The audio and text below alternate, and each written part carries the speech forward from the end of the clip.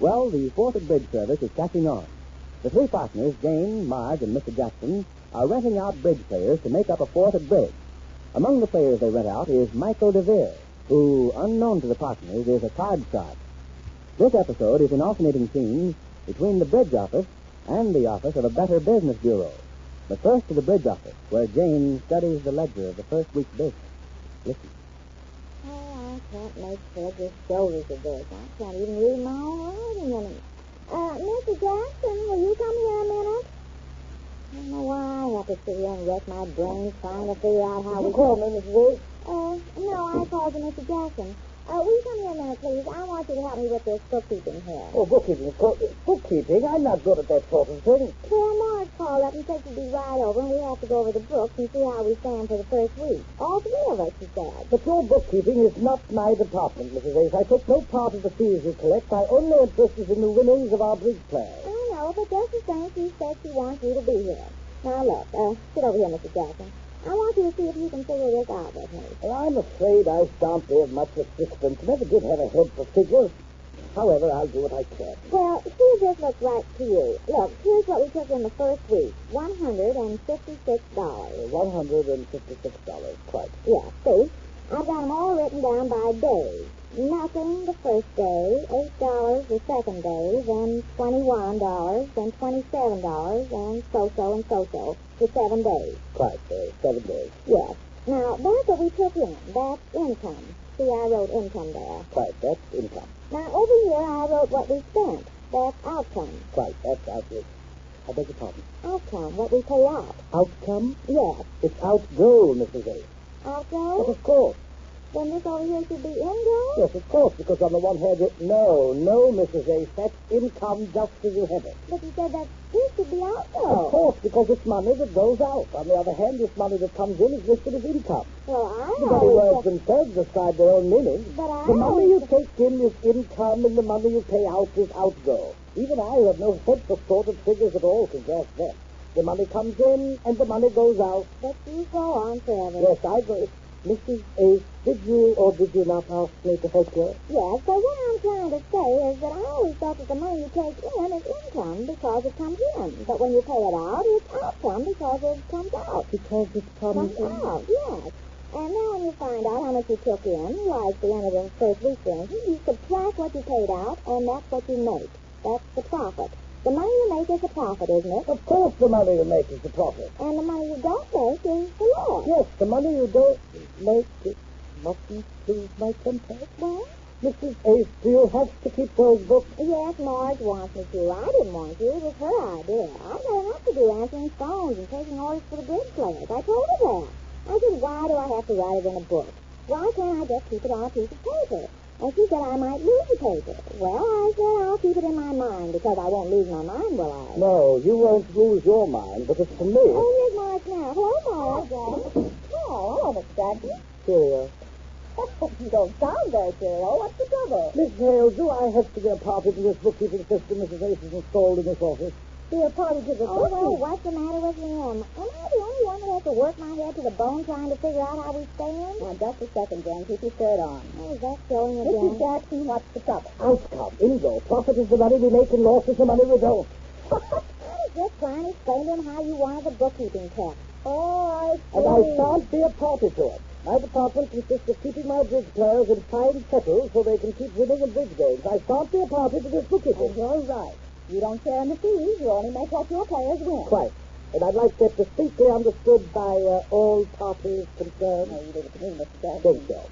By the way, Mr. Jackson, how did you make out at the end of our first week in business? Or if that's too personal, don't answer it. Oh, no, not at all, old guy. I just want to feel that you're doing as well as we are. Did your players win or lose at the end of the first week? Oh, they did quite well. Rather. Only 2 of the chaps lost, and their losses amounted to very little. $1.50 one night and $3 another. The others all won, I'm happy to report. Our total winnings for the week amounted to the staggering sum of $450 and some odd shillings. 400 And when do you might whistle, old guy? You mean they won $450? Well, that's quite a business, Mr. Jackson. Speaks very highly of your ability to pick big players, for one thing. Congratulations. Oh, thank you.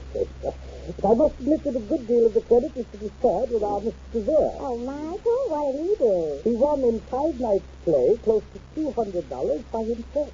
Good? $200? Of course, Dolly, you don't think I'm talking sense, do you? Well, no, it doesn't sound like it. I am talking to...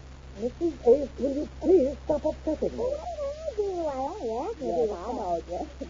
Well, Mr. DeVere must be an excellent bridge player. Yes, the combination of good bridge judgment and good cards.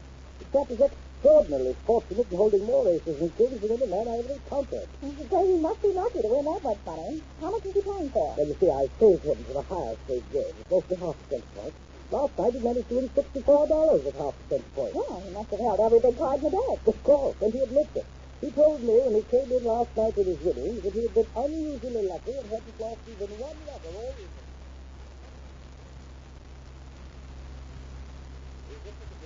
Yes, sir. I'm Mr. Norris. Here's my card.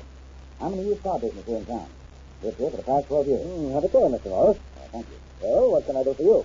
Are you the head of this Better Business Bureau? Well, I'm in charge here, yes. Well, then you're the man I want to talk to. Have you seen this advertisement running the papers here in town? Well, what have we here? Sort of bridge service. That's it. If that isn't a racket, I never saw one. A racket? Well, how do you mean a racket? A plain, unadulterated racket. The idea, according to this ad, is call up and rent a bridge player. Rent a bridge player? That's it. That's what I did last night. But why would you want to rent a bridge player? Why? Because we needed a fourth to make up a game. Oh, I see. We arranged the game at my house, my brother-in-law and a customer who had come out of town, and me. Well, we were expecting a fellow named Jim Starr. Well, Jim calls up and says his wife is having one of her nervous spells and he can't stay home alone. Well, we thought we'd go over to his house. Well, I found out from the way he hemmed and hawed that they had a spat of some kind, and, well, we were stuck for a player. Well, it was kind of late, and I tried to call several people I know, but no show. They were either going to a show or had dates or something. Well, there we were, stuck. And then I remembered seeing this ad in the paper this morning. So I said, I'll give it a try. And I called up, and they sent out this player. Well, we played till 12 o'clock, 3 hours. How much do you think he won in 3 hours at half a cent a point? Do you play big? Yes, I do. Well, how much do you think he won? Oh, I don't know. How much? Have a guess. What do you think he could have won at half a cent a point? I'd say about, well, if he was having good luck all evening, I'd say $20 or $30. Yeah? Well, he won $64. 64. Now, I don't blame you for whistling. And now I'm whistling for some action. Action? What kind of action? What kind of action? Why, man alive, can't you see this is a racket? Probably use marked cards. Don't you investigate these businesses to see if they're on a level? Well, that's not exactly in our line, but I suppose if you think that this man they sent out was crooked. I think he was. I'll bet my bottom dollar he was. And he seemed like such a nice fellow, too. Sharp-looking, might call him handsome. And a soft-spoken. Got me off my guard. Well, of course, if there's anything underhanded going on, something not strictly in keeping with good business, what's a big service? Novel idea for a business, isn't it? Yeah, that's what I thought when I read the ad. I said to myself, what will they think of next? Never thinking I'd ever be calling for a bridge player myself, and that very same evening. Wait a minute, Mr. Norris. I've got an idea. Do you know the name of the man who came out to play at your house? Well, yes, it's DeVere. D-E-V-E-R-E. Good. Now, here's what you do. Call up again. What? Call up the service again. Tell them to send out a player again. Say you want to get even. You get some of your losses of last night. Now, don't be sore about it. Just in a nice, sportsmanlike manner. You see? Yes, but then what? Well, if you'll be kind enough to invite me to sit in at this game of yours tonight. Oh, I see it. Sure, you can. That's the idea. Can I use the phone? Why, of course. I'll get the number for you. What is that number? Here it is. Now, 4040. Yes, Mr. Susan? That's a swell idea. I'll ask if I can get that same man out, too. That's it. And make it very friendly. I'll get you. Star 4040, Hello? I'd like to rent one of your bridge players for tonight. My name is Norris, 1430 Oak Street. Yes, sir. Norris, you say his name? Yes, ma'am. And what was the address again? 1430 Oak Street. 1430 Oak Street. Oh, we had that same address yesterday. Oh, yes, ma'am. I'm the man that called you yesterday. You see, I lost last night, and I thought I'd take a chance and try to get even tonight. And if it's possible, I'd sure like to get the same man who came out last night. It kind of hits my pride, you know, to have him take the place. We could send you the same man. I think it was Michael DeVere. If you hold the phone just a minute, I'll look it up in my book and make sure and see who it was. Will you hold the phone just a minute, please? Yes, ma'am. I'll hold it. Well, what is it, James? It's another order for a player. The same man called yesterday, and he laughed last night, and he wants to get even. Mr. Norris is his name. Norris? Mm-hmm. Oh, yes, Norris. Now, he's a couple off for $64. He is? Well, then it was Michael. He wants us to send Michael again tonight. Is it all right? Oh, of course. The customer's always right. Right you are, Miss Hale. If the gentleman is a glutton for punishment, there's nothing you can do about it. Hello? Yes? Yes, that was Mr. DeVere. We'll be glad to send him again tonight. Oh, thank you. About 8 o'clock then? All right. Sorry to hear you lost last night, Mr. Norris. I hope you have better luck tonight. Don't worry. I think I will have. Well, you certainly sound like a confidence man. What was that? I mean, the way you're so sure you'll have better luck tonight. I hope you have, Mr. Norris. I hope so. Just you have that young man there, that's all. Oh, I will. I'll mark his card right now. What was that? I say I'll mark his card. Well, goodbye, Mr. Norris.